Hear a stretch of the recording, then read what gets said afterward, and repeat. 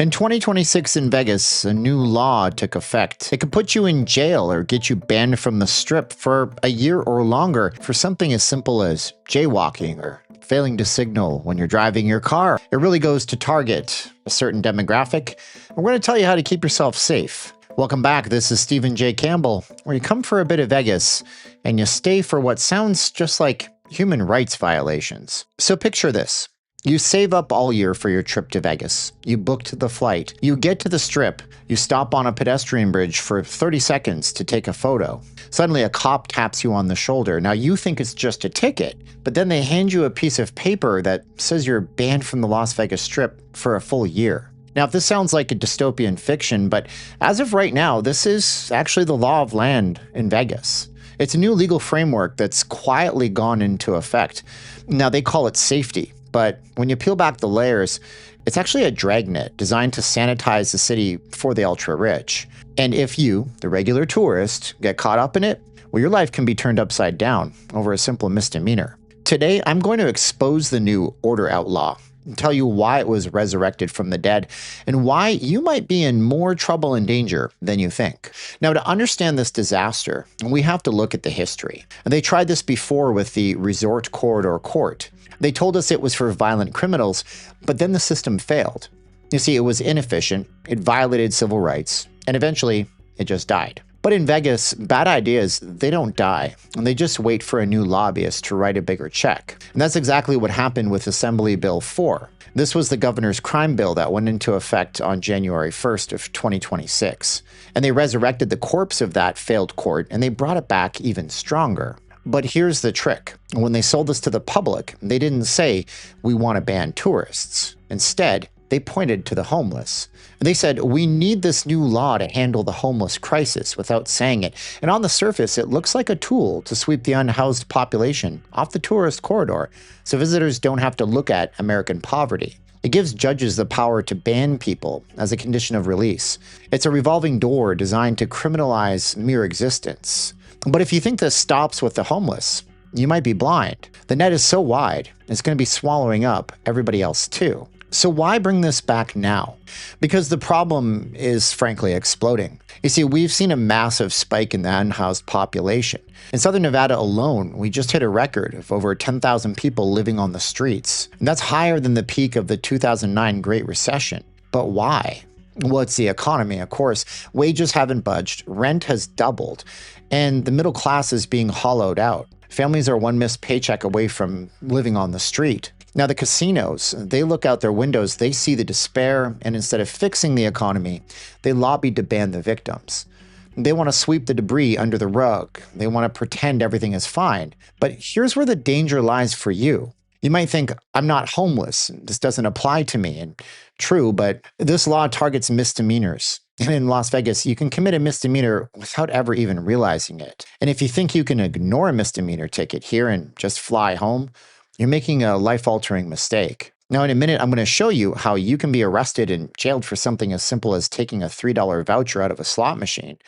But first, before we do that, a quick word from our sponsor. So I'm not sure what you're doing to push back against this economy, but there's millions of people who are doing what I did today. I got in front of my computer, I clicked a few buttons, and in about 2 minutes time, I made about $400. You can see that on the screen right now. There's actually millions of people doing this. It's called trading the futures markets. It's a way to participate in the financial system without having to throw huge amounts of money in and hope your investment grows. And it's what I teach my students in my course, 1K a day. I've got about 850 students, and they're doing the same thing, 15, 20 minutes a day, $100 here, $200 there, some of them making $500, $600 a day. And is that something that would help you? Well, if you've perked up your ears, perk them up a little bit more. Get real perky Spock type ears. Here's what I want you to do. Just click the first pinned comment below.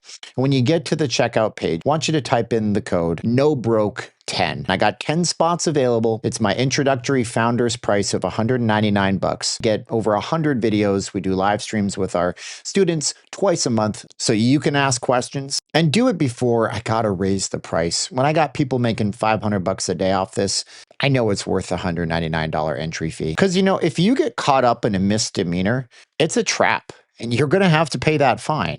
I want to make it easier for you to pay the fines, but what happens if you don't pay those fines? Man, that's where things get pretty nasty here. I mean, let's talk about $3, how $3 can lead to a person getting put in jail. Let's talk about that order outlaw. I mean, it applies to everybody, including you. See, unlike in the past with this secret court, the new law that went into effect allows judges to ban people from the strip for misdemeanors, not felonies, misdemeanors. And do you know how easy it is to pick up a misdemeanor in Las Vegas?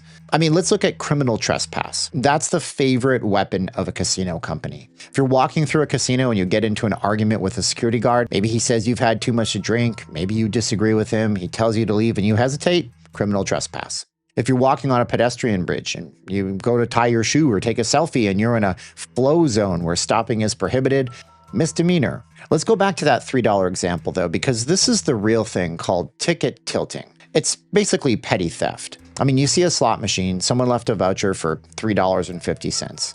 You think, hey, lucky day. You print it out, cash it. Now, as a casino, that's theft.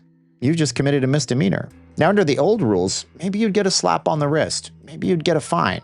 Under the new AB4 rules, the judges can look at that charge and they can say, as a condition of your release, you're hereby ordered to stay away from the resort corridor for 12 months. Now, just imagine you're a tourist. You just got banned from your hotel. You got banned from the restaurants you booked. You're effectively exiled from the city you paid money to visit. But here's the trap that most people fall into.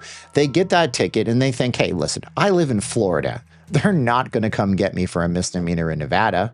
So they fly home. They ignore the court dates. But that's where you're wrong, because here's what happens next. The court issues what's called a bench warrant. You see, now you have a warrant out for your arrest in the system. And Vegas doesn't keep that local.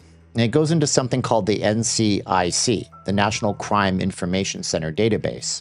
Now, let's say 2 years later, you're driving to work in your home state. You get pulled over for a broken taillight. The cop runs your license. He sees a warrant from Nevada. He asks you to step out of the car. He cuffs you. Depending on the state and the charge, you might be spending the night in your local jail while they figure out if Nevada wants to extradite you.